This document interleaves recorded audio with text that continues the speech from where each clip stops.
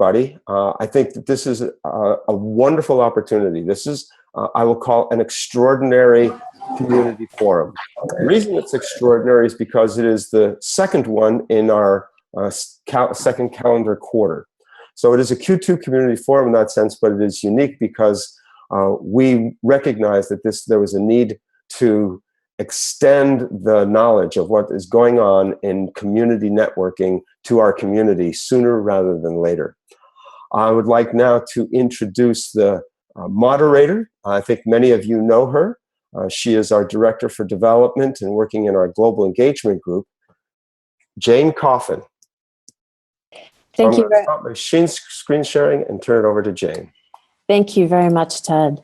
Hello to all. First, thank you very much to everyone for joining us. This is an unprecedented event where we have so many people joining us from places like Nepal, Singapore, Costa Rica, Denmark, others. It's just very exciting. The point of this online forum, this community forum on community networking, is to bring you some of the key people who are bringing connectivity to those around the world that were not connected, and people who have been training, building networks, and doing amazing work. We're going to kick off first with our colleague Raj Singh, who's our Bureau Director for Asia Pacific. So Raj, I'm going to turn it over to you to give everyone an idea of how we got started with some of the work that we've been doing and some of the colleagues that we have. Okay, thank you, Jen, and good morning, good afternoon, good evening to you all, wherever you may be. And thank you for joining us again, just echoing what the other two speakers have said so far. So in the interest of time, I won't dwell too much on this because I think what we'd rather do is learn from the various experts and community network operators that we have on the call today. But let me just give you a very quick background on what and how ISOC got involved in this. So our Wireless for Communities program was established in 2010. And basically what it was a thought I had that, how can we try and connect some of these rural areas in the Asian region? And in particular, I happened to be in India then, and that's when the idea came to my mind. Now, for my guinea pig, I convinced Osama Manzar, who's going to talk shortly today as well. And I must say that it took a bit of convincing to get him on board, but now that he is on board, I think he's one of our most vocal proponents of the Wireless for Communities project. And of course, it's not just that what we have done, it's what others have done around the world prior to us. But what I would call is the unique selling proposition, or the USP that we thought we had, was that we didn't want to just go in and do a network and leave. We wanted to train the local community to be able to operate and maintain the network. And I think that really has been one of the hallmarks of what we've been trying to do. So it's not just a bunch of experts coming in, doing stuff and leaving, but it's training the community up. It's for the community. The community keeps on building the system as we go on, and so on and so on. So we've had some remarkable progress. Some of you may be aware we've won 2 international awards for the Wireless for Communities project, one from the ITU and the Malaysian government, and the second one was from an organization called Public Affairs Asia. Since those early days and the early struggles we had, it's also been a very good learning experience for us, particularly in a country like India, where we've had a multitude of challenges, be it getting to a site, or looking at regulatory issues and spectrum issues and all sorts of things that came into play. And I think each country or each jurisdiction has its own little nuances that need to be looked at. I wouldn't say, we've got the Wireless for Communities project in 3 different countries now, India, Pakistan, and Nepal. And in each of those countries, there are differences. There are obviously similarities as well, but there are a lot of differences as well that come into play. And what we try and do is, of course, to find a local partner on the ground. So you'll hear from 2 of those partners here today, Osama from India and Mahabir from Nepal. They've done some great work, and although we've got between the 2 of them, there's not release, it can't be an abnormal, something in the vicinity of 25 odd networks that we've been involved with. I'm also happy to say that these initiatives have also inspired many others. So I think in India, I think Osama can confirm that later, but there have been scores of other projects that have been inspired or been a follow-on from what we've done with W4C, so that they could go on and do their own thing. And that's really what I think our focus is. It's not us doing things, it's not our partners doing things, but it's trying to ensure that the internet gets to those rural areas, to those people in environments and communities where they may not have ready access to the internet, or may not be, or may not know what the opportunities there are once you are fully digitally online. Some of the other things that we've done with the project, we've tried to see how else we can bolt on things to it. And again, Osama and Mahabir will both speak about some of the things they have done on the ground. These are things like supporting micro enterprises. It's things like connecting health centers, connecting up schools. We've also helped provide some equipment to schools so that kids in schools can use the internet and learn more about it. There have been training programs for women, and particularly to set up their own micro enterprises, but as well to empower themselves and those around them. So what we've tried to do is to look at a holistic approach. We've built on this over the years, and it's taken us a number of years to get to where we are today. The success has been good, but of course there have also been challenges. And I think forums such as this, as well as the range of experts we have, and there's some other events that happen similarly around the world, which are physical events where people get to share knowledge and experiences. I think all that ultimately helps us build a better network and a better community of networks out there. So I think I'll stop there for now, and I'll hand back to Jane, and perhaps we'll have some time for a Q&A at the end, and I'd be happy to answer questions then. So thank you, Jane. Thank you, Raj, and thank you for that excellent introduction. And for those that have just joined, this is our community forum on community networking. We're bringing people to you that are bringing connectivity to very difficult to reach places, urban, rural, and other. They're connecting the unconnected. So thank you, Raj, for that introduction. And for anyone that's just joined, the mute button is in the lower left-hand corner, so mute yourself when you join. We're going to turn over now to Osama Manzar from the Digital Empowerment Foundation, who's one of our key partners, as Raj has said. Osama, we're going to turn over to you now. Okay, great. Greetings, good morning, evening, not really good night, I would say. Otherwise, people will go to sleep. I am speaking from Singapore, but of course, all I'm going to talk is about the work that we are doing in India. Raj has given a very good introduction by saying that it was very hard for him to convince us to work on wireless for communities. So I won't elaborate on that. He also indirectly said that how unscientific I was, and I couldn't understand wireless, I couldn't understand technology, and so on and so forth. But I think what we realized that I understood community. Just to give you a little perspective. India, according to the World Bank report, 90% is offline. And you must be wondering, India is also the second or third highest networked country in the world in terms of people. So we contribute in every way possible to be among the ranks. The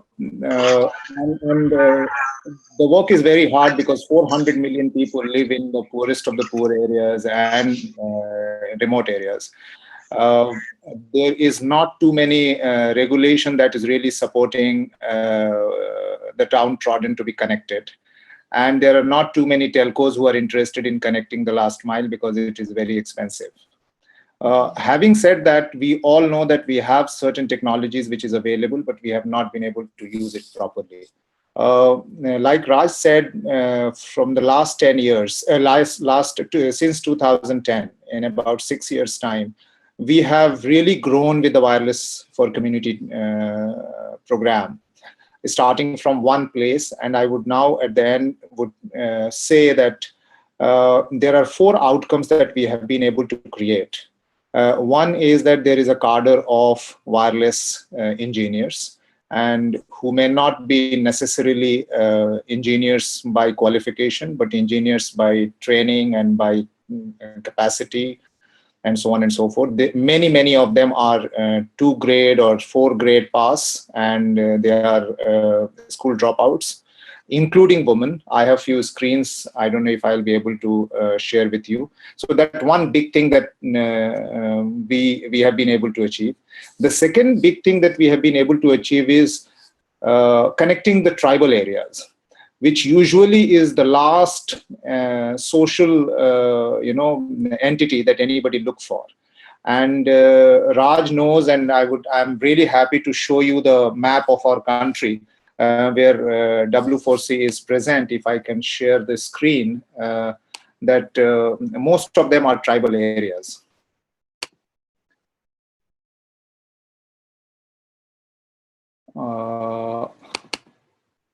Can everybody see the screen? We're close to seeing it. Yep. Yeah, so we are in the last 6 years in 38 districts, 18 states out of 35 states of the country. That means half of the country we are present. And 146 locations we are literally present, and connecting the clusters of 4,235 entities. And these are the details of how long the kilometers we have connected, how far we have connected, how are these remote areas, which districts, and so on and so forth. So I think what started as a project has become a movement in India. Literally, if you really see the coverage. So in terms of a scale also, we have been able to prove a point. That's number 2. Number 3 is, now most of the partners who come to us to work in remote areas, NGOs, funders, grant-making organization, W4C has become a regular accepted ingredient of expense head in all the projects as far as the last mile connectivity is concerned.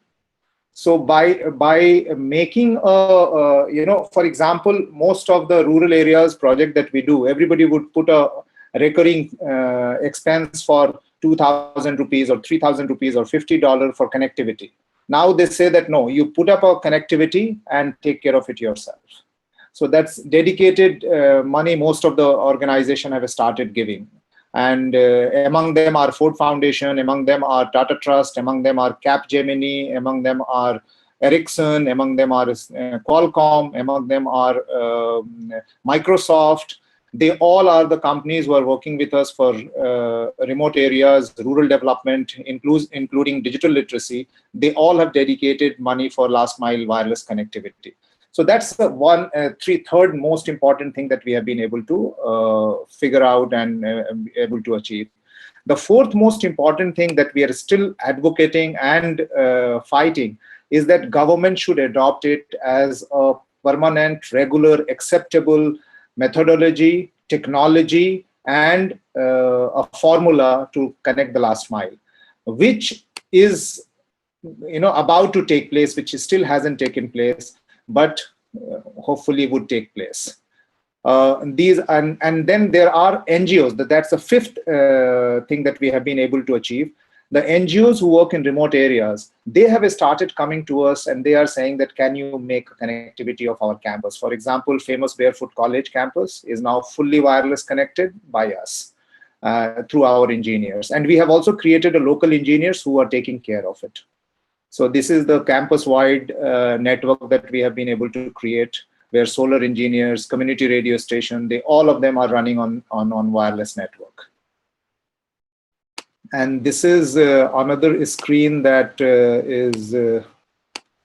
I would like to share with you about Barefoot engineers.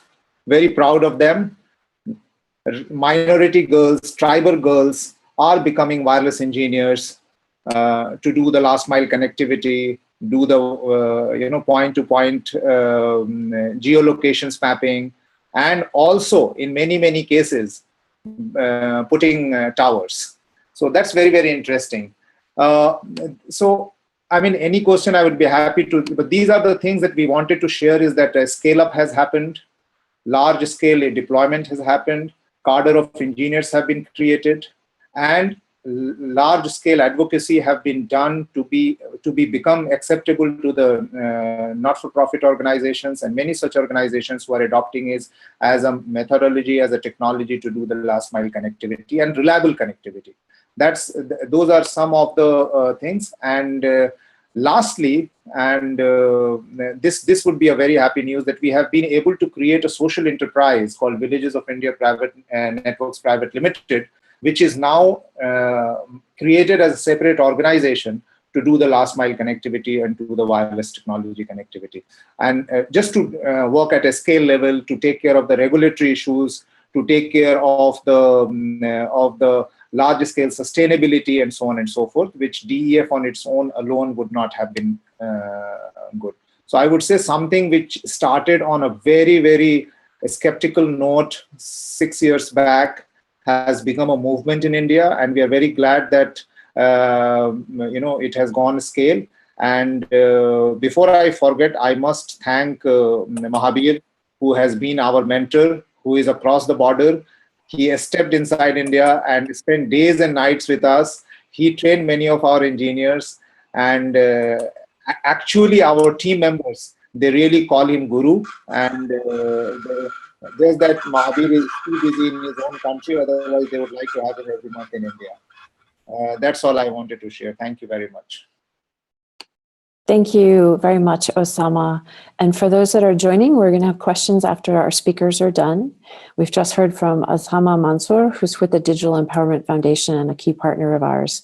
Thank you so much, Osama. And your point about champions and the community building is so critical to the sustainability for connecting people in the unconnected areas. We very much appreciate the work we do with you. Now we're headed over to Mahabir Pun. Mahabir is from Nepal and is part of our ISOC Hall of Fame, and an amazing person that we've learned so much from. Mahabir, we're turning over to you to hear your story. Okay, first, my connection here is not that good. I am the place where I'm staying at now.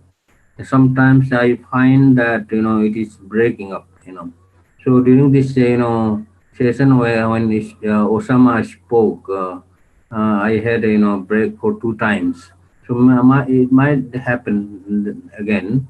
So just I will keep talking, and if you hear me, I hope you will be able to hear me. Mahabir, so, thank you. Could you point the camera? There you go. We couldn't see you. Thank you so much. Okay. Okay, now let me start. I started, Nepal Wireless Networking Project. We informally named it as Nepal Wireless Networking Project in 2002.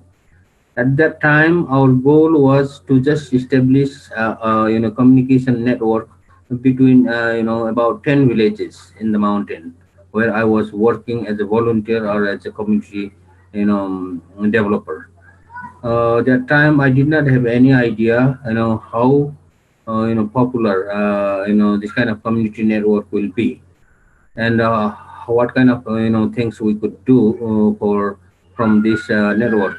So step by step, what I found is, after we built some network in 10 mountain villages, it became so popular. So I started getting requests from neighboring villages. Then we went to neighboring districts, and then another districts and another districts.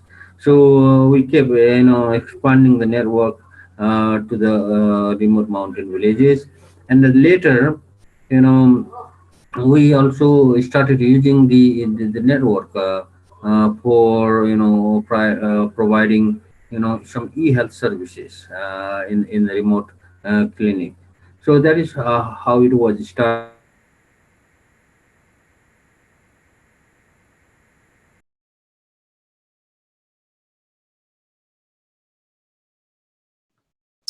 Hello all, we've lost Mahabir there for a second. We hope he'll come back to us. I think what we'll do at this point is skip. Mahabir, are you there? Okay, we're going to skip over to Roger now. Roger, if you're ready, we'll come back to Mahabir when connectivity is clicked back in. As many of you can see, the objective in bringing people to you who are trying to connect the unconnected, and as Osama has mentioned, and Mahabir, the last mile challenges, this is an example of why we're doing what we're doing. Roger, I think we're going to click over to you and we'll come back to Mahabir. Okay, thank you very much. Ted, if you can share your screen with my slides, I will appreciate. Our story is a case in Southeast Europe, in Catalonia, and it's spreading to many other regions in the Iberian Peninsula. Ted, can you share the screen with my slides, please? So I'm Yes, back. I'm sorry. I'm working on it right now. All right, thank you very much. Can you hear me? My connection was disconnected. Hi, Mahabir. So I think we'll go back to you. So Ted, if you don't mind. Okay. I'll try to sum up very quickly. Okay. No, take your time, Mahabir. Okay. So I have been working for the last 14 years in the mountain areas, and our focus is in remote areas where there are no internet service providers. Even like no like mobile services or no 2G or 3G services. That's what we are focusing on, and what we are doing right now is our main focus is in 3 areas. The first area is education. We are connecting the schools, community schools in the mountain villages, and helping the schools to run these e-learning programs.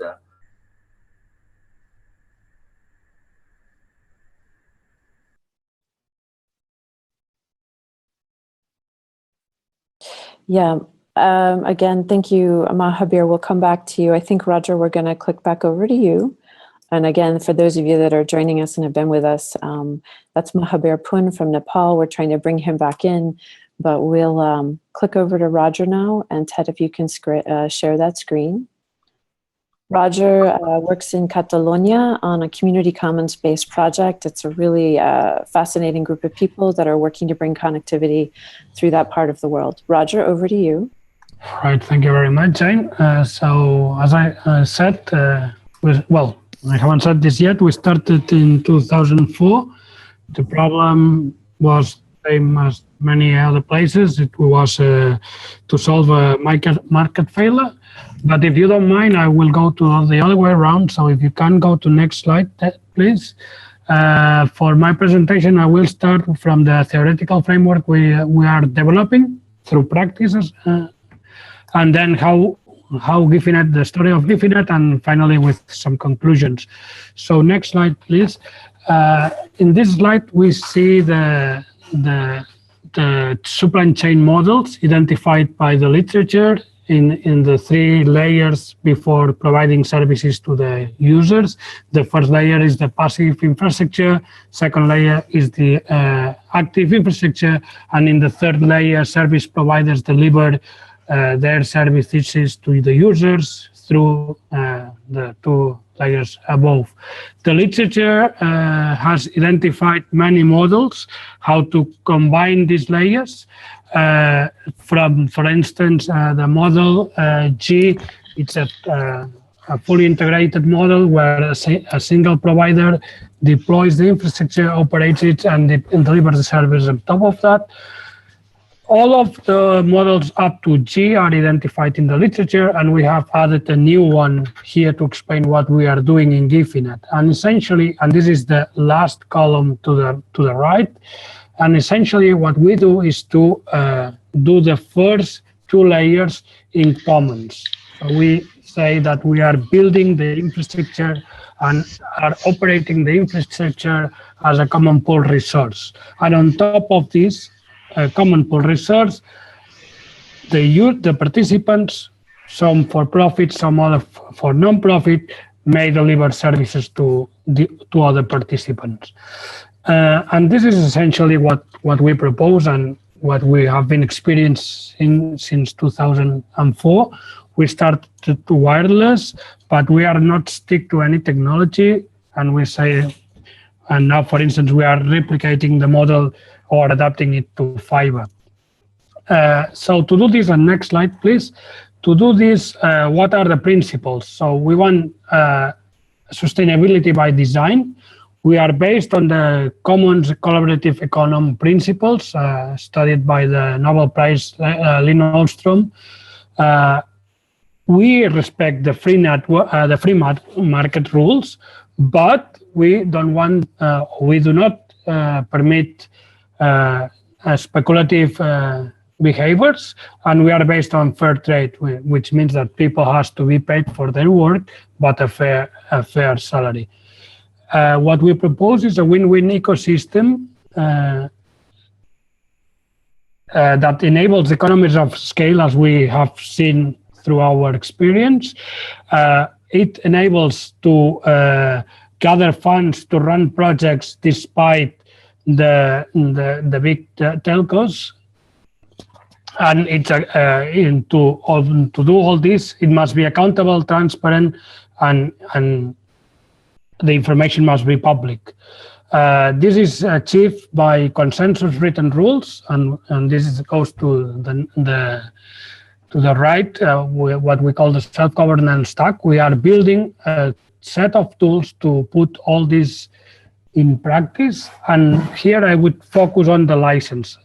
Everybody who joins the network, and currently it has over 30,000 nodes, so about 70,000 individuals participating in it, must accept the license.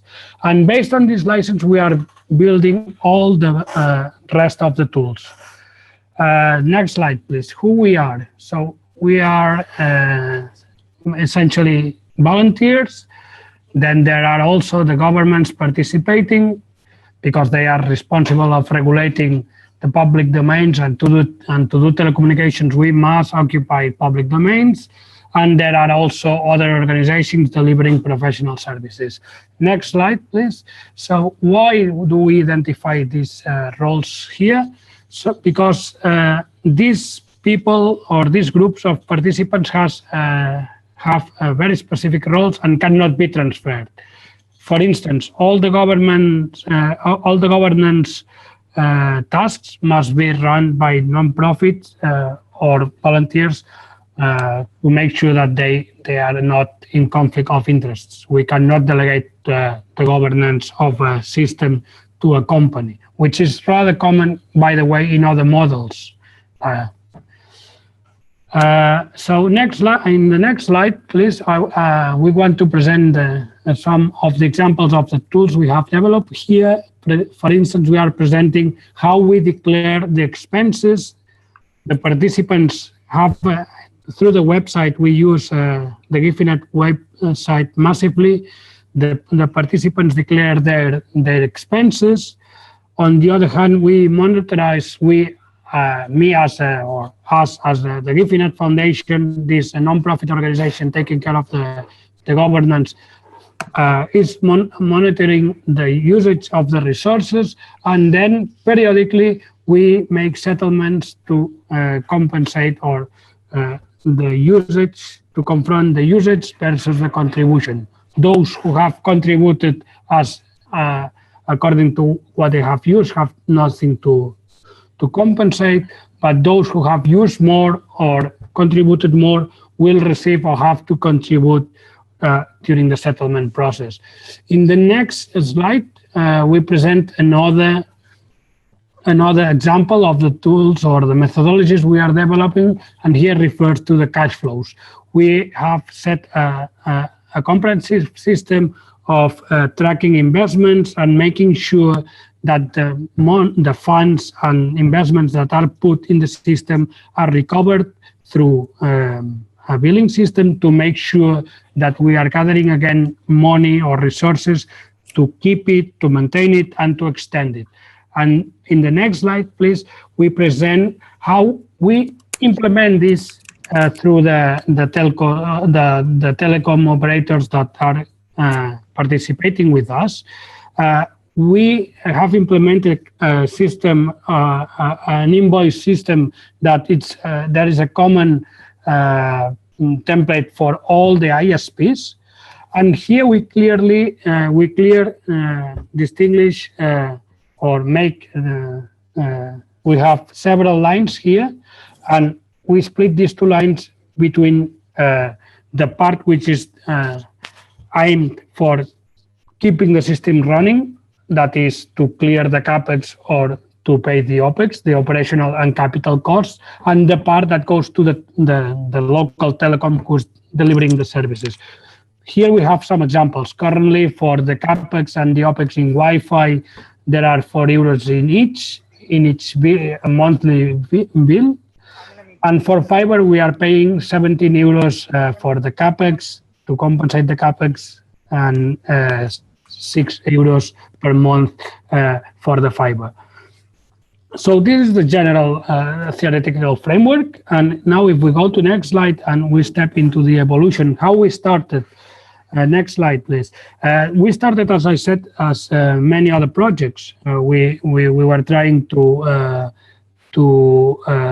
solve a market failure. Here, the Wi-Fi technology in the early 2000s helped a lot because it was at that time was already affordable and accessible by standard citizens as we are. So we solved our personal needs, but then, and we realized that our neighbors had the same or similar needs.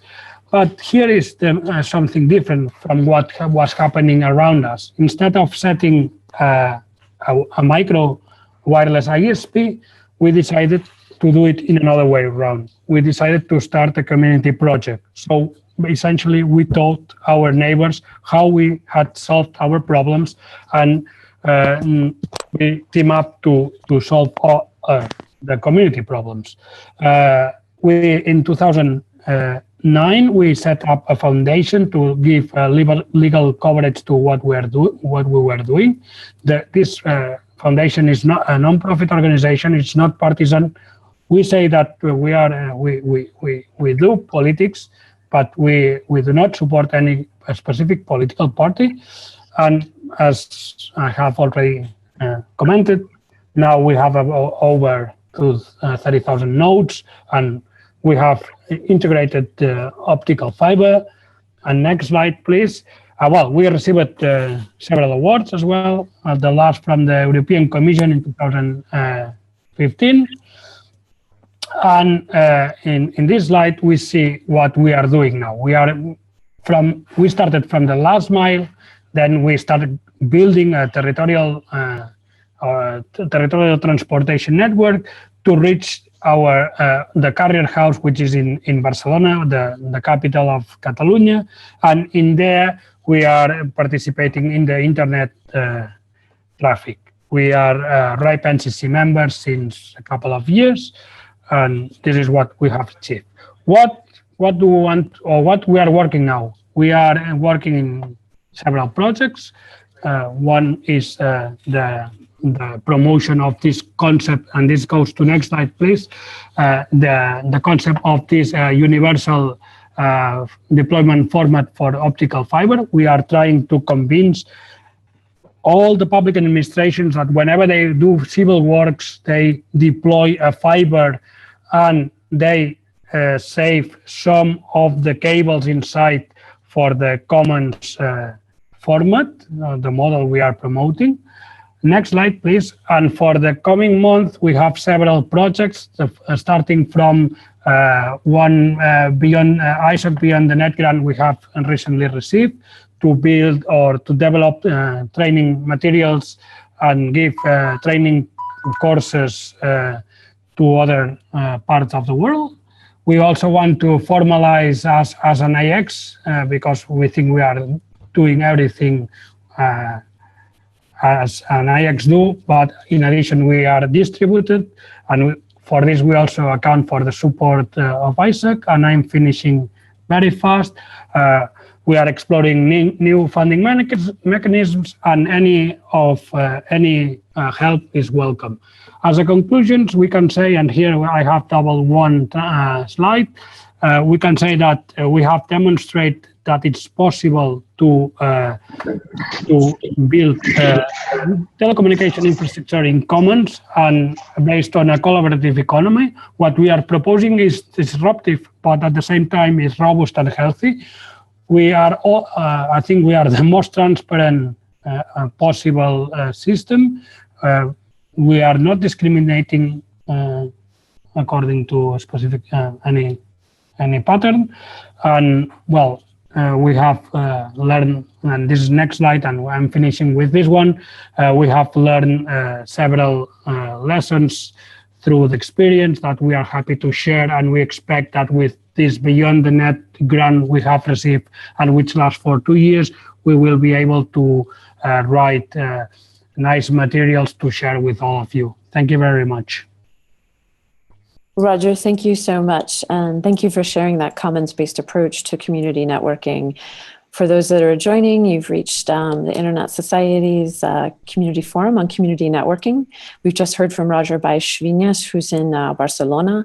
For those of you that think Spain is connected everywhere, that's not the case. And Roger's just given us an amazing description of some of the models they're using to connect the unconnected in villages and in communities in Spain. We're going to turn over now to Mike Jensen. But before we do that, just a reminder to everyone on the call, thank you first. We're recording. There will be Q&A after the speakers speak, and we have Mike Jensen, Peter Bloom, Jane Butler, Sebastian Beuttrich, and also we'll try Mahabir Pun again. But Mike Jensen is up next, and we plan to try and continue the conversation with all of you because we know that all of the questions that some of you may have may not get answered today. But while we have the fabulous speakers that we have with us, we'll try and get some of those questions in.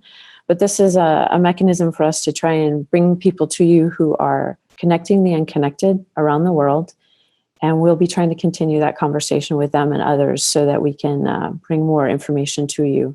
So Mike Jensen, who's in Costa Rica right now, is a great colleague and friend. He's with the APC. And Mike has built community networks, mesh networks specifically, and worked all over the world. Mike, let's see if we can bring you in. Hi, everyone. Apologies, my 3G connection is a bit unstable, so I've muted video and I will keep it short, but please cut me off if you can't hear me properly. I think I would like to just take a little bit of an overview. Right, I'm getting some feedback. Yeah, we've just muted that person. So for those of you joining, the mute button's in the lower left-hand corner. Our speakers are speaking, and we'd appreciate we'll try and put you on mute. But go ahead, Mike. Thanks. I was just saying that I'd like to pass on some of the experience I've picked up over the last years working with many of the Association for Progressive Communication members and some of the other projects and groups that I've been consulting with, including ISOC.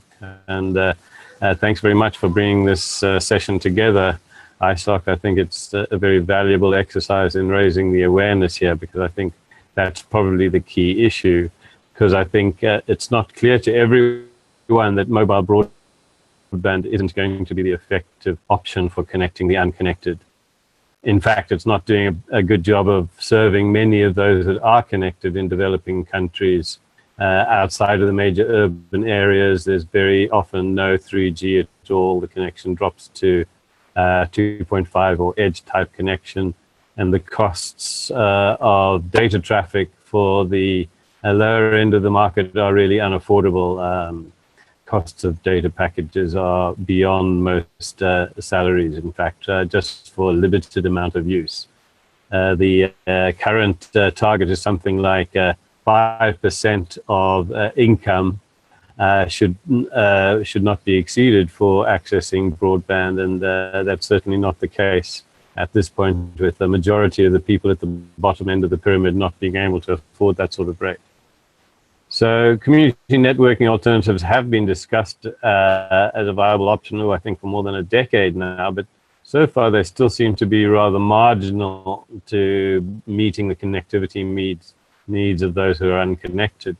And I think this is really because there's not sufficient awareness about the alternatives for community networking, that they are a viable option.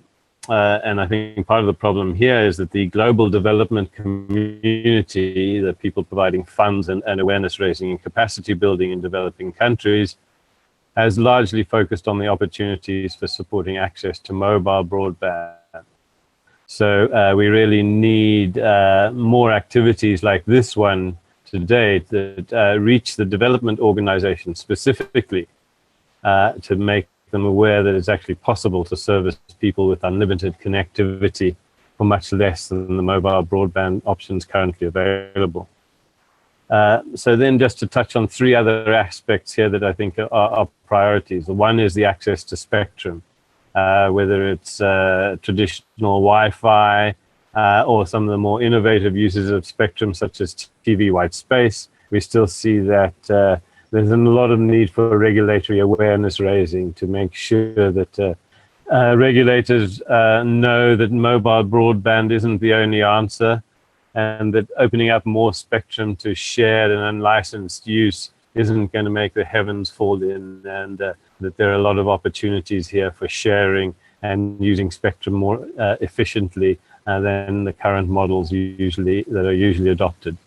Another area is equipment. This is still lacking in terms of really ease of use equipment, wireless routers and other types of networking equipment that can be really plug and played by people without much skills. We've just seen the launch of the Luma, for example, which tackles this in a sort of cloud-based solution, which isn't really appropriate for a developing country environment. But you can see that there is products now coming onto the market that can provide the kind of out-of-the-box mesh networking and ease of use functionality that we really require to bring this out to the next level of people that are not connected. And part of that issue of the equipment is building low-cost ways of powering the devices. Currently, the solar setup, for example, for a wireless router might cost 10 times as much as the wireless router itself. So we need to look at building in the delivery of power as part of the issue, because obviously in the developing country environment, many of the rural areas have no grid power at all. And then finally, as has been touched on already, capacity building for communities in rural areas is key. And it's great to hear about the ISOC Beyond the Net grant with Wi-Fi. This is exactly the sort of thing that we need more of to really build the skills of the local members in the community to be able to deploy these kinds of solutions. I think I'll leave it at that. Thanks very much. Thank you very much, Mike. We really appreciate you joining us and your connection held, which was excellent. And thank you for some of my favorite points about equipment. For those of you on the call, it can be incredibly difficult to get equipment into countries. So we often will speak with government officials about the importance of taxes and customs duties and bringing those down, whether it's for an internet exchange point or for a wireless community network. Mike also noted the point about development agencies. We need to see more flexible and faster project funding and more in the hands of community networks that aren't hampered by high costs of loans and perhaps just grants themselves. I think we're seeing a shift change thanks to the internet and more connectivity coming out to certain regions in the need for smaller, flexible spending projects where we can help the community networks. Thank you very much, Mike. We'll have Q&A after we're finished, and we have next up Peter Bloom from Rhizomatica. Peter's been doing work from Nigeria to Mexico. He's in Oaxaca right now. There's an amazing project that he helps work with there. They've done some great work with licensing and getting some spectrum, which is key. So Peter, we're going to click over to you, and I'll stop talking. Thank you very much. All right, good morning. Good evening. Hello. Thank you for the invitation. Hope everybody can hear me okay. And yeah, so I work with an organization called Rhizomatica that I helped to found in 2009 when I was working in Nigeria. We started as an attempt to use mobile mesh networking to connect groups of human rights defenders so they could avoid using traditional infrastructure that had its ups and downs, pros and cons. Then I found myself in Mexico in 2010, and I've been working here ever since on helping communities build, manage their own infrastructure. We actually specifically work on cellular infrastructure. We find that some of the issues that have been brought up today I think are interesting, but we found that, and this is pretty much standard in most of the world, that there's quite a lot of cell phones out there. There's lots of people with cell phones, and that if we wanted to work on connectivity, that's where we should start. So that took us down a pretty long and interesting road. of trying to find equipment and software that worked, writing our own software to do billing and so on. And obviously the access to spectrum is a huge piece of this. We're working in licensed spectrum in GSM. We use the 850 megahertz band. So like I said, we started in 2010 looking at this issue. In 2013, the first networks went up. Right now there's 16 communities that own and operate their own networks. There are approximately 3,000 users every single day on these networks, making calls, sending SMS, and we are at the point soon where we're going to start doing data over these networks. So actually, we're just talking about voice networks. Nevertheless, we require backhaul for the voice data. So we do work in conjunction with wireless ISPs here in Mexico. So we're in a state called Oaxaca, which is very mountainous, rural state of about 3.5 million people. And we're lucky in that there's a sort of a budding industry or budding sector of people doing wireless ISPs who we work in conjunction with. And we sort of focus on the, I guess, the last or the first mile portion of it, which is actually getting connectivity to the end users in a way that they manage and control.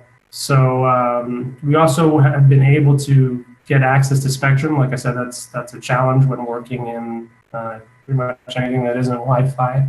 And we have, when we're sort of transitioning between an experimental concession that we were given to use 4x4 megahertz of spectrum in 850 over to a permanent concession, which should last for about 15 years. Which will give us pretty much exclusive use of a piece of the 850 band to continue working on this. Like I said, we are interested in and are looking at how to do data over these networks. The equipment and the software that we use, we can do what I think Mike was referring to as 2.5 or 2.75G, which is something like Edge, which for many applications is actually sufficient. Obviously, it's not broad. In terms of broadband, what we are looking at is doing 4G. There's some new equipment coming out, and we're excited to look into that and also start fighting for spectrum for that. We are very committed to this idea of community self-management. We're very committed to figuring out ways to make that sustainable.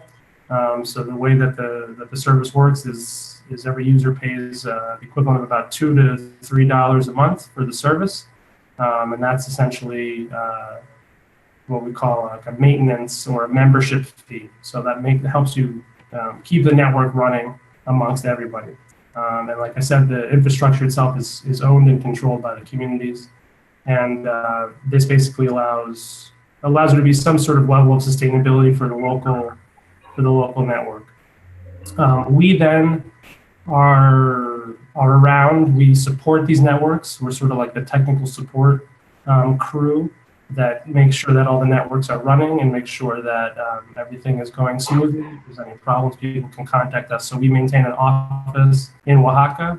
We started a not-for-profit organization here called Telecomunicaciones Indígenas Comunitarias, which is the organization that itself has the concession. Is actually allowed to operate as a telecommunications operator in Mexico, and that provides this technical support, helps do installations, helps train people locally so that they can manage the network. And then we also wrote a whole bunch of software that allows for the local administrators, which can pretty much be anybody, as long as they're able to read and write and navigate through a web page, allows them to administer the system locally. So they can sign up people for a new service, they can cancel people's service for whatever reason, do credit top-offs, monitor the network in a whole bunch of different ways, statistics and so on. So that's sort of in a nutshell what we're doing. It's been brought up before, this access to spectrum issue, and I think that's super important. I think that Wi-Fi obviously has been a huge boon to what we're doing as community networking people, but we really need to look at other types of spectrum and other ways that we're going to stay, I guess you could call it technologically relevant in the future, and really think about, what is the best way to do rural connectivity without making any assumptions about what the technology should or could be. Obviously, there's things coming out that work really well, but are generally not within our reach as community networks, something like 4G. which makes it actually very interesting for us, that something to look at, and how do we bring that into the community networking fold. We're very inspired by groups like Ethernet and mesh networks around the world. And what we feel like we're adding into this conversation is this idea of, we should look at all technologies, should look at all different spectrum, and figure out ways that we can have access to these technologies and appropriate them and use them for what we need them for. So I guess I'll leave you with that thought, and thanks again for your time. Thank you very much, Peter, and amazing work that you and the others are doing in Oaxaca, and fabulous that you were able to get spectrum from the government in Mexico, which is hard for community networks in some places. We'll probably come back to that at the end on the Q&A, particularly as we move into the IGF in December, and we're working with other groups like the Dynamic Coalition. Are there ways for community networks around the world to start thinking of generating enough interest in more countries allocating spectrum for community networks? Something even in developed countries, Canada, the United States, that people are starting to look at, because they realize that there's so many people who aren't connected, even in the developed world, so to speak. And if you're joining us, we've got these amazing people on right now. We've just heard from Peter Bloom from Rhizomatica. They're bringing connectivity to unconnected in places that governments and some large companies don't go.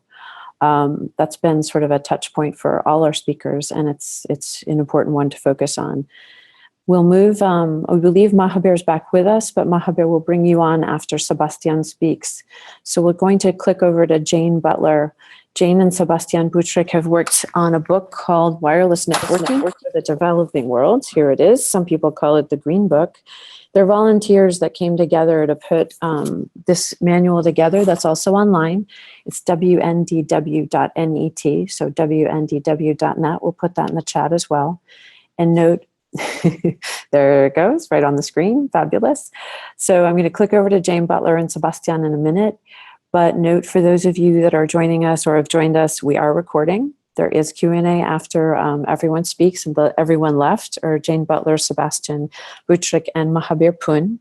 We're preserving the chat. We're going to continue this conversation with you. We're also going to stand up a landing page, which will contain the names of the speakers, and we'll send that out through our different channels and to all of you, but give you a chance to also look at some of the different the sites for the different projects that are out there. So Jane, I'm going to stop speaking and turn over to you. Thank you, Jane. It's Jane Butler here. Can you all hear me okay? Good. So my role is I'm a Vice Dean at University College London, based in London. And I'm going to talk to you today about the book and some of the deployment-led training opportunities and classes we've been running around the world. I'm delighted to be sharing this session with Sebastian Beuttrich, who works in the Technical University of Copenhagen, and he's going to talk about some of the case studies and the trainings he's done out in the field. I'm just going to start by giving you a brief introduction to the book and the resources available associated with the book. This book has been around for 3 versions, and we're about to edit the book again to bring it to the 4th version. The book is available, as you can see, online. It's also available as a print-on-demand book through Amazon CreateSpace, which I'll show you in a moment. On the website, WNDW.net, you will find the book and all of the translations. So I'll just click around the site to show you the resources available here, and then hand over to Sebastian. So here we have the main site with the case studies down below. And we have got case studies from around the world. So we have some from Brooklyn in New York. We have some from the Pacific Islands. We have some from Northern India in Dharamshala and University of Ghana. So very varied case studies. If you click up to look at the book, we actually on purpose made it available as a download, chapter by chapter. So you can download the whole book as a PDF. We've done it as high resolution, also low resolution, below 10 meg. And we've done it chapter by chapter, as well, as you can see here on the screen. The book is meant to be a practical guide. It's not meant to be a theoretical book that sits on a shelf just giving you technical details. We very much wrote it as a practical guide, and our intention was that a student should be able to pick up this book and with very little knowledge, perhaps some basic engineering trainings at school level, could learn how to build a Wi-Fi network, either outdoors or indoors. So as you can see there, we start with the basic physics and the basic telecommunications. We talk about radio spectrum and licensing and regulation. We talk about antennas. We talk about networking. So we move into the higher layers. So we talk about the physical layers first and how that relates to spectrum and how it relates to radio physics. And then we talk about IP-based networking, and we include IPv6, obviously. We then talk about mesh networking and most importantly, security. The book also includes some chapters on how you plan for deployment, how you select your hardware, and how you do maintenance and troubleshooting of your network once it's up and running. We end by looking at the economic sustainability of networks in the field. So we hope that it gives students the chance to learn about all aspects of a network. And here are the translations. So it's in the main languages of English, Spanish, Portuguese, and French, but also in Arabic, Burmese, Indonesian, and a few other languages, Italian. So plenty of translations. It's available through CreateSpace, which is I'm showing it on the line on the screen here now. This is the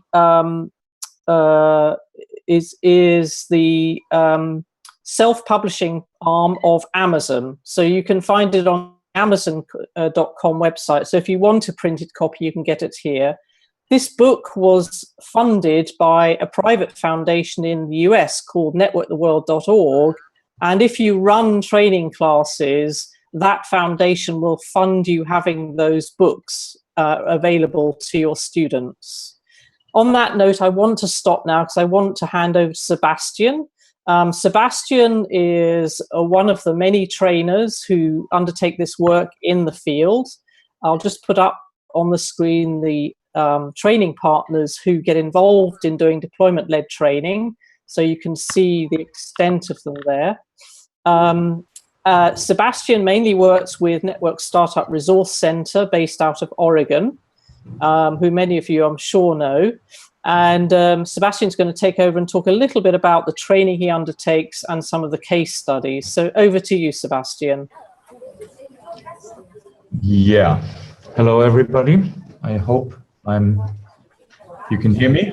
Yes. We might leave these slides on because it's a nice entry. Yes, I do work for the Network Startup Resource Center, the NSRC. I also work for the IT University in Copenhagen, and that's where I'm connecting from right now. A few words about where this book came from. This goes back more than 10 years, actually, at a time when we had 18 years ago built the first wireless links from Denmark to Sweden.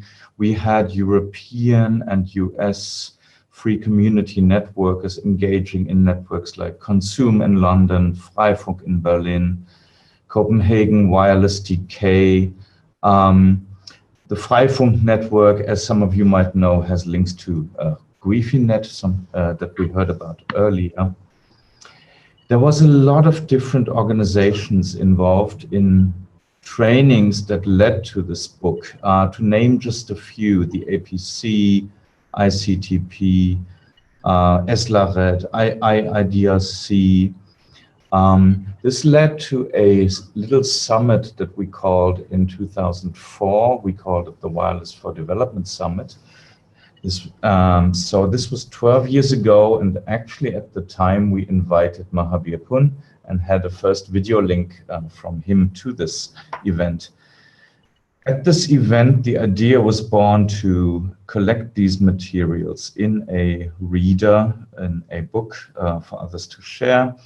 We found that the principles of community networking that we in, say, Middle Western Europe found important were shared by many others, these principles being low-cost network, local ownership, freedom of networking, and freedom in particular meaning using the license-exempt frequencies, license-exempt bands, ISM nets.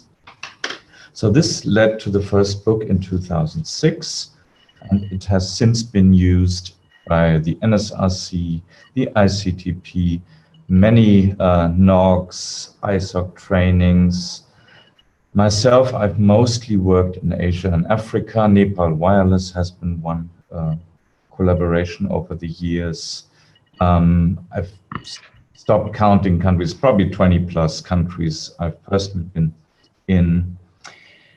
I would like to say a few words now that we're having this book and know it has been read and downloaded. Well, we know downloads are somewhere around 3 million. We do not know if everybody reads it, but I want to say a few words about things that might change over time or definitely have changed.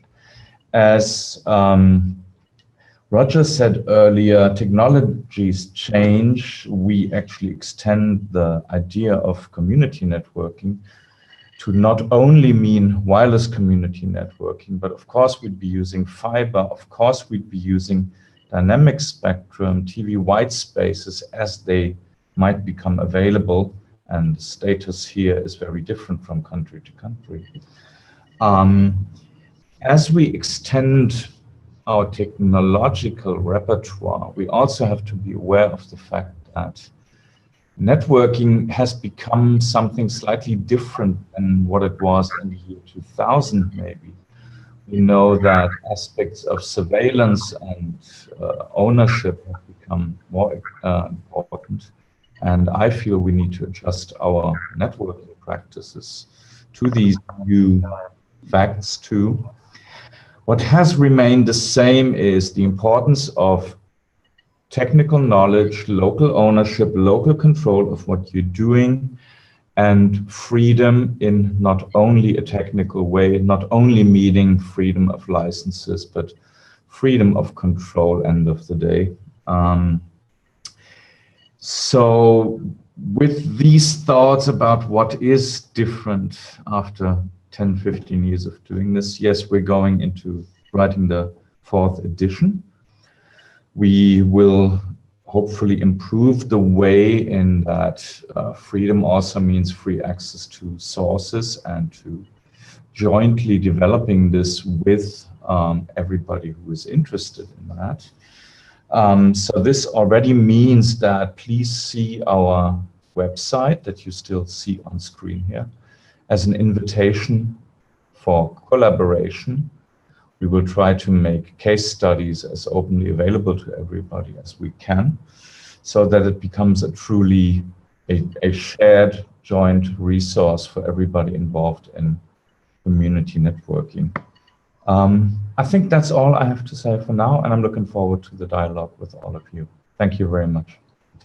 Thank you, Sebastian. There's just one more quick thing I wanted to mention, Jane, before I hand back to you, which I meant to mention before. If you look on the website and you click on Facebook, we actually run a group on Facebook called Wireless U. Here it is. Oh, let's get it back. Oh, okay, hold on.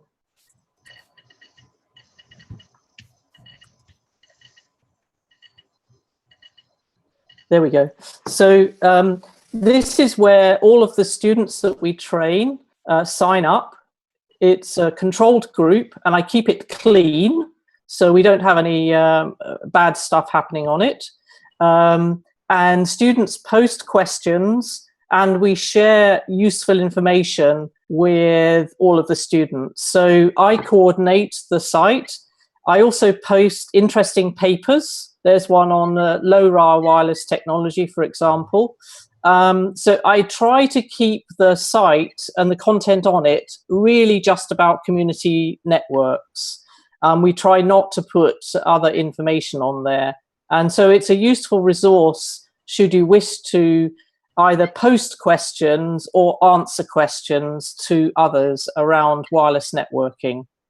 I think that's all we had to say. Thanks, Sebastian, for your part in the talk. And we hand back now to Jane Coffin. Thank you very much, Jane Butler and Sebastian Beuttrich, who just gave us a great chat about the Wireless Networking for the Developing World book and the spirit behind the community networking environment and the spirit with which they brought to bringing this book to fruition. And we thank you for the great information also that you'll be updating the book. And I think you've got a lot of people committed on this chat to helping you out. And also, of course, from our side of the Internet Society. We're going to try and bring Mahabir Pun back if we can for a few minutes. Mahabir, you're such an important aspect of this discussion. Can we try and bring you back for a few minutes and then we'll turn to Q&A? Yes. Okay. Can you hear me now? Yes, we can. I have turned off my video because it says the network is slow. The reason is because I'm using, I'm talking from one of my friend's room on my way, here. So I just got a chance to use his internet, and his internet in this room is very slow. So I turn off video. And so let me very quickly go. I mean, our network is community network. We have just named it Nepal Wireless Networking Project. It sounds like a very big project run by big organizations. We are not. Mostly, this is run and owned by the communities. My role is just to help the community to build the wireless network, to provide them training, and also to do this training program for and digital literacy program. Also, like I said, we are trying to use the network as much as possible for telemedicine program, because what we have found is that for the remote areas, mountainous areas where there are no doctors and no hospitals, this kind of network can be very useful, and it can help to save the lives of people whenever they are in emergency situations. That is why we are focusing on using the network for education and for for health and for digital literacy program. One of the reasons why we are using it for digital literacy program is because we have so many young people going to work abroad every day. According to the government statistics, every day 1,500 young people leave from the airport in Kathmandu to find jobs somewhere around the world. So that's why what we're trying to do is we're trying to teach these young people going to work abroad to learn at least how to use the computer, how to use Facebook, how to use Viber, and send messages, things like that. So that's why that's how we're doing this project. And this last year, when the earthquake struck Nepal, and many over 9,000 people got killed, and I work with the ISOC, with the Internet Society ISOC, to help connect some of these villages that were destroyed by the earthquake. We connected with the support from ISOC. We connected 16 villages and 3 health clinic, and we also built Wi-Fi hotspots in 8 villages.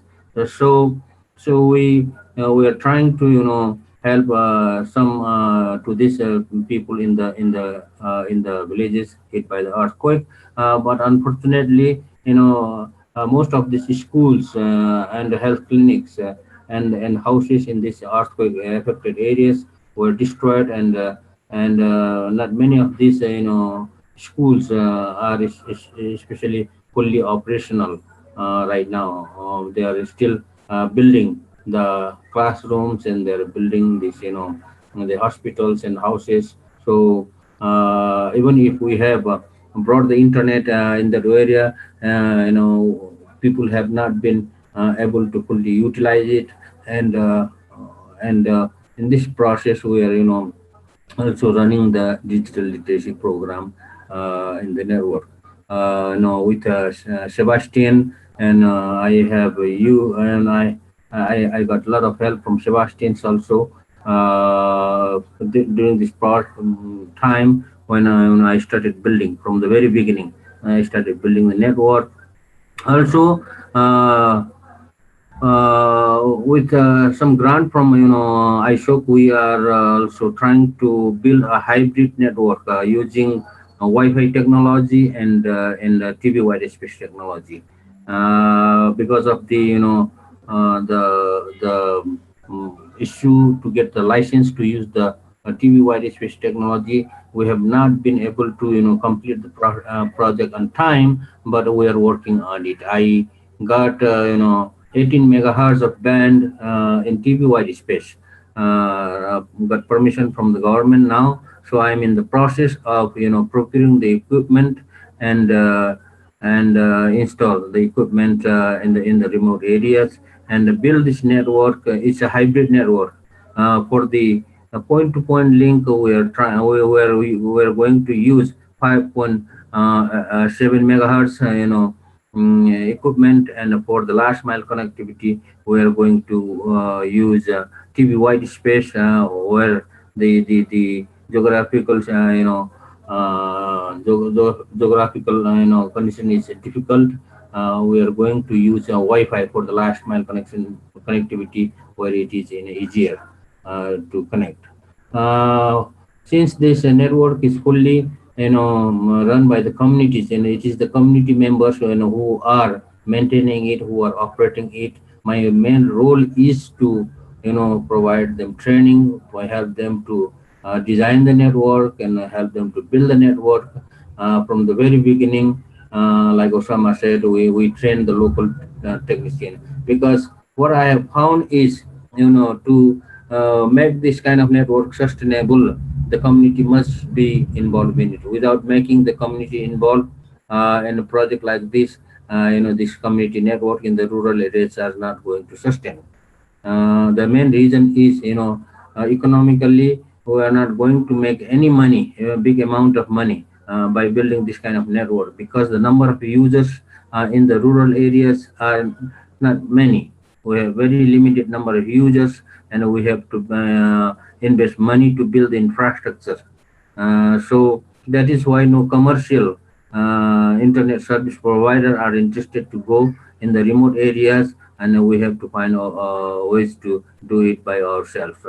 In our case, the communities are also raising a lot of money, and they are investing it, and also whenever I get support from these people, individuals or organizations, I put that money to the communities and help the communities build the network. We are using, and that's how we have been able to make the wireless network in the remote areas of Nepal sustainable. I think I would like to finish this here, and I will have questions if you have any. Thank you very much, Mahabir. And we very much appreciate that you were able to join. And as Mahabir was saying, he had to click out of the video due to the fact that the connectivity wasn't stable. This happens in many places. We saw with Mike Jensen as well. We could hear a voice, not video. And this is why the work that all of you are doing is so important, to try and bring better connectivity to the countries that you're in. Mike is in Costa Rica. Osama works mostly in the Indian subcontinent. Mahabir is from Nepal. Roger's in Spain. Peter's in Oaxaca, Mexico, and Jane and Sebastian, who spoke, are doing great work with the book that they put together, The Wireless Networking for the Developing World. In the chat, you'll also see that we've got an online training program based on some of the fundamentals from the book. And Niall Harper from our team is key to that process, along with Terrell Cowieson, who from our Internet Leadership Program. We're going to take some Q&A now, and I'm going to invoke Ted to help us with some of the questions that had come up.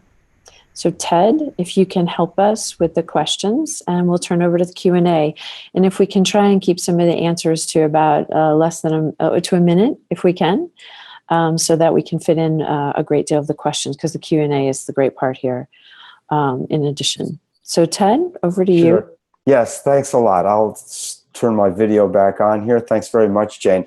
And I'm going to just begin with John Laprise. Is John still with us? Because he asked some questions early on, some of the quantifying questions about how we're actually measuring our return on our impact, or the impact on the investment. So John, could you maybe extend that to all the projects you've seen? Yeah, thank you, Ted. I hope everyone can hear me. My question is I come at this as a former scholar, and now I'm doing some work in the US. But in listening to all the presentations, which all sound fantastic, I'm just struck by how many people on the ground are actually being helped by this. I've had some sidebar conversations with some of the people who have spoken today, and we have numbers in the tens of thousands of people who are impacted. What does that actually mean? Are they direct end users? Are they sort of in the area where the rollout has occurred, and so they may have been affected? I'd like to see some better numbers about how the impacts of these projects. And what's more, from an ISOC perspective, if we can look at this over time longitudinally, we can look at how ISOC's efforts are working overtime, and hopefully we're seeing greater numbers of people being reached over time. Thank you. So would anybody like to, any of our presenters like to take up that question? And if not, would the answer to that question, or to extend that comment, and by extension as well, if any of the members want to say anything who are on the line, maybe we can present. And I see lots of hands going up. If we could start with Osama, perhaps. Osama, how many people are you reaching, do you think, through the work that you're doing? Okay, so in terms of absolute number, I can't tell you the absolute number, but maybe anywhere around 50,000 plus people. But just to give few anecdotal examples to John, so that he can get an idea. So every location that we go, we have a community center. So we have our own center, which is totally hotspotted, totally Wi-Fi. So each year, each center serves more than 3,000 to 5,000 people who come to the center and go away for various informations, for accessing internet, for accessing entitlements, for browsing internet, for digital literacy, and so on and so forth. So that's one form of institutional establishment of a community resource center where people come and go. The second set of people who take connectivity from us, either to their household or as an institution. I mean, for example, in one of our locations, the toll plaza has got a connectivity from us. That means all the trucks and the buses and everything that from the highway that goes, they use our network, because they have to record each one of them, and then they have, by the end of the day, they have to transfer that entire file to the central location. In some of the location, people are using for video conferencing and learning purposes. And schools are involved, children are involved, and so on and so forth. In some places, they are doing video conferencing consultation with the doctors at two different distances. So it's a mix of community-based access to information, access to internet. At some places, it's institutionally subscribed. organizationally subscribed, and in some places kiosks have entrepreneurs have subscribed. In some places households have subscribed. And in some places like Barefoot College has a campus-wide residential campus of more than 300 people.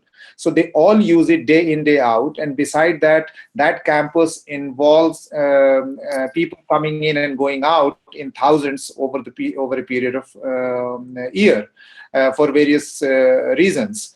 So these are the format and the various ways people are using, people are accessing. So institutionally, individually, household, community, and across health, education, access to information, access to entitlements, rights-based access, and so on and so forth.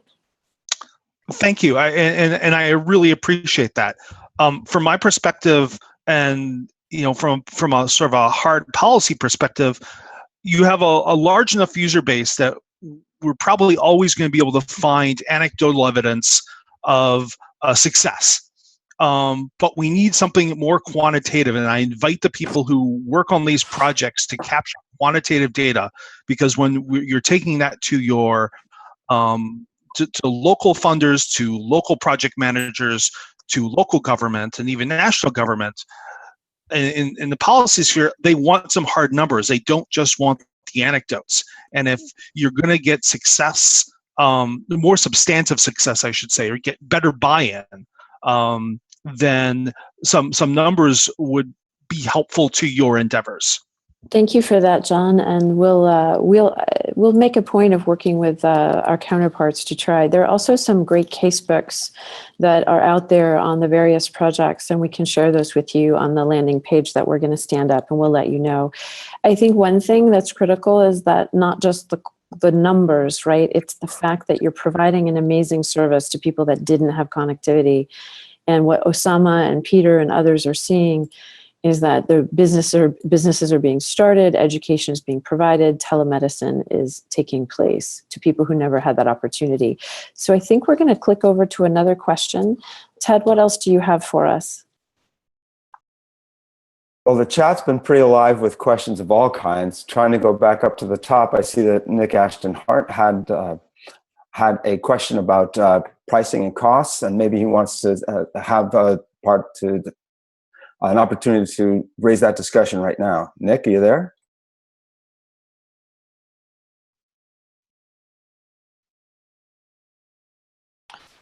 You're on mute, Nick, if you're trying to speak. Which is in the lower left-hand corner of your screen. Right there. And I think there's some great numbers from Peter and likely from Roger too on some of the facts with price. Right.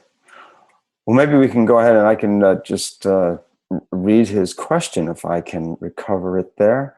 His comment was really about what a more interesting opportunity would be to talk about costs at various levels, including tariffs that go from that are raised on the traffic. So does anybody have an opportunity of our speakers to maybe address the issues of costs in a way that hasn't been yet?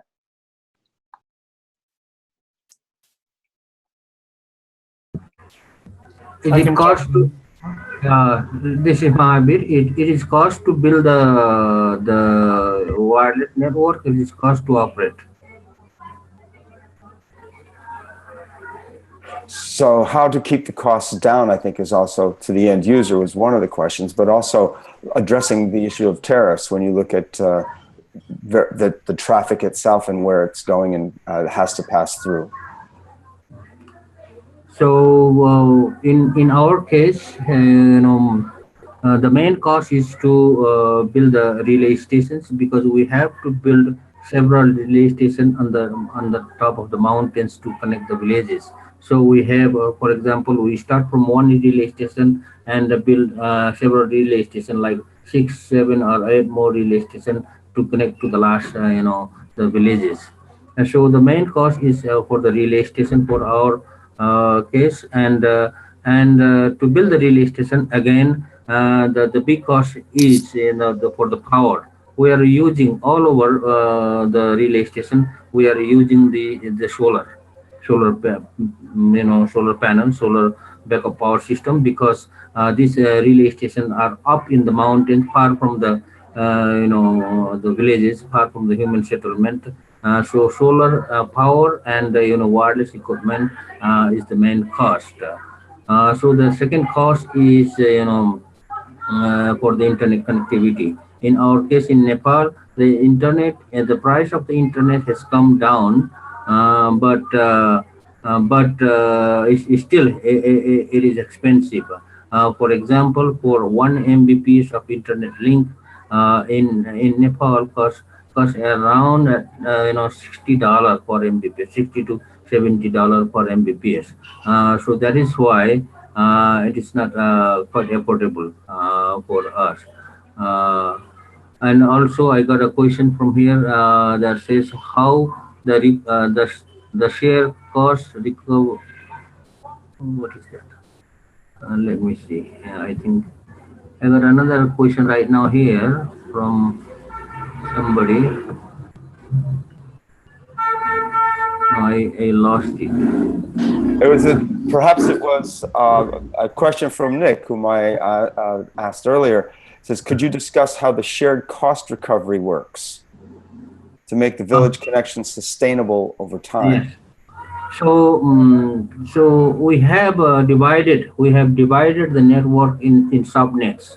For example, in one subnet there are like 10 or 15 or 20 villages. So those subnets should be maintained by the villagers, in the network, in the subnet. For example, there is a cost for the maintenance, a cost for the technicians to maintain it. So that is why the cost is shared by the communities. And for internet bandwidth cost also shared by the communities. Maintenance and repairing, and if we have to replace the equipment, that cost is also shared by the communities in the subnet. So we have around 15 subnets in the network, and so different subnet run independently their network. Mahabir, thank you for that. And perhaps we could ask Peter. Peter, how do you manage shared costs at the Rhizomatica network? Sure. So, well, a normal cellular base station, if owned and operated by a large operator, costs them something like $100,000 to set up in a rural area. It costs us less than $10,000 to do the same thing. And when I say us, I'm actually talking about the communities. So this is an investment that the communities make and then recoup over time with the service charges that they make to users, which I said is about $3 a month. So like on one base station is just your transceiver, basically the thing that's pushing out signal and getting signal back from phones. You can, in the way that we do it, which is sort of unlimited use, you're looking at the base station as like a commons. You can fit about 500 people on a 2 transceiver base station without there being congestion. If you start tightening the administrative thing, so like limiting the amount of time people can talk, or limiting the amount of minutes, or charging people per minute and so on, you can fit, I don't know, 1,000, 1,500 people on the same base station. So we generally look at a place and we try to average out costs at about 300 users per base station. And within about 2 years, they should have recouped their costs. Obviously, other part of the money that they're bringing in every month is paying for their ongoing costs, their internet access, light, and so on. And then whatever's left over, they can put towards paying back the cost of the base station. So we look at about 2 years as being the time to recoup the capital expenditures. Thank you, Peter. And that was Peter from Rhizomatica, and before Mahabir with the Nepal Wireless Project. Roger, you have a cost modeling with the project you run with Wi-Fi.net. Can you explain that very briefly, what that is?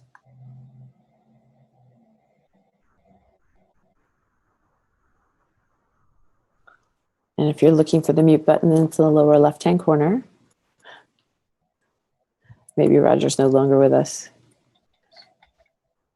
That's okay. Roger did just post a question. Okay. comment.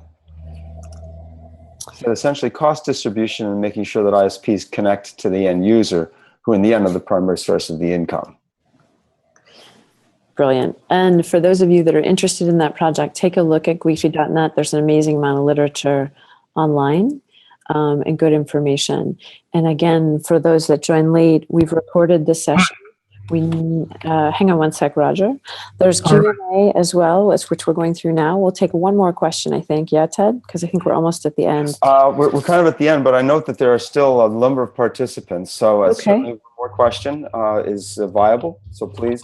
What I'll do is I'll say, is Carlos still on? Because Carlos brought up something interesting about the lack of sustainability of the community network project in Africa. And Carlos, I'd like it if you would just raise that question to the group and maybe comment on it and see if others want to as well.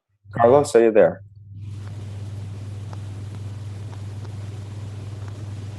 Yes, I'm here.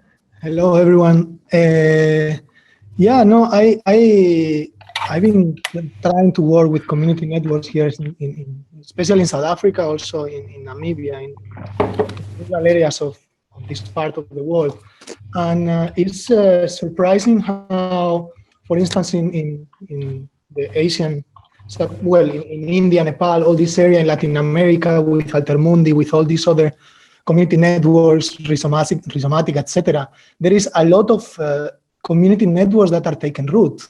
And they are taking root very quickly. And here, at least in South Africa, and with all the grassroots organizations that I'm working, we are realizing that it's taking more and more effort to actually, for communities to see that they could do this for themselves. So I don't know if it's a question of training only, or if it's a question of funds only, or what is the question. But I think it's interesting it would be interesting to analyze why that is the case. Why in the places where it's probably needed the most, there are so many instances of community-initiated community networks rather than externally initiated community networks. That's probably the question that I would like to throw. Thank you. Thank you for that. And also Steve Song in the chat agreed with you, and with respect to just trying to make the networks affordable, cost recovery and sustainability. Roger, I think you're back. Could we just jump over to you very quickly for you to share with us the point you wanted to make? First of all, we have a gain of scale that we benefit of economy of scale, and we are contracting, for instance, carriers in the uplink connection to the wholesale carriers in terms of 10 gigabit connections. So probably this not apply to other places. But I think the idea applies almost everywhere. The idea is to gather demand to go for better prices, and not to stick to any technology or any solution. As soon as you can access to something cheaper, go for it. And what we do in Gifinet, this is externally, let's say, how we purchase services and products. Internally, how we distribute costs. So essentially, what we do is to charge everybody the same, as long as it makes sense, because in the end you also you always have the compromise to adapt to local needs. And here, for instance, we are talking about a developed region where more or less everybody can pay 30, 40 euros a month for a decent internet connection. But so we distribute the costs independently, and this is in contrast to the Nepal case, through all the Gifinet area so far. So it doesn't matter if you live in Barcelona, straight in the capital, or you live at the last stage of the network. We share costs all together to make sure that everybody has the same opportunities. Thank you very much, Roger. I think we are closing in on the hour or the hour and a half that we had allocated. I think we can see from all of the interest and all of the amazing people that have also joined, like Steve Song and Carlos and others who have had a hand in community networking, that this is a topic that many people would like to hear more about. We are committed to try and bring you more discussions like this, perhaps at a regional level as well, in different languages. But what I would like to do now is to thank you for joining us, and particularly thank the speakers, Rajnesh Singh, Raj, from our regional bureau in Asia Pacific, Osama Manzar from the Digital Empowerment Foundation and an amazing partner of many organizations, including the Internet Society, and someone who's worked very closely with the other speaker that came in from Nepal, which was amazing too, Mahabir. Mahabir is with the Nepal Wireless Project. Roger, who just spoke, is with Wi-Fi.net, providing connectivity in Catalonia in Spain, and also using a model that's won awards by the European Commission, and other projects like Carlos's in South Africa are working closely with his. Mike Jensen from APC, and a colleague that's done mesh networking and work throughout the world.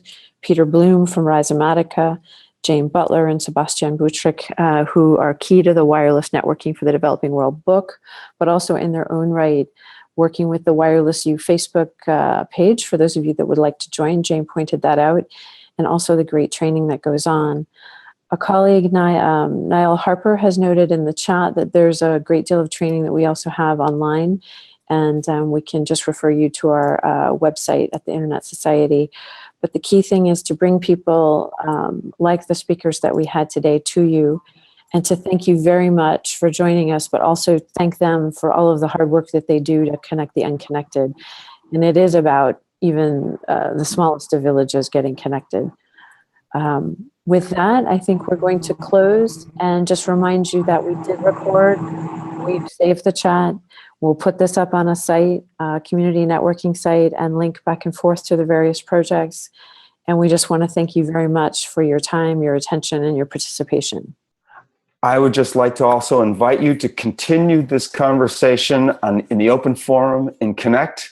There's a real opportunity for you to ask those questions, make those comments, and have that true dialogue back with each other on an ongoing basis. Thank you all very much for joining today. Thank you very much.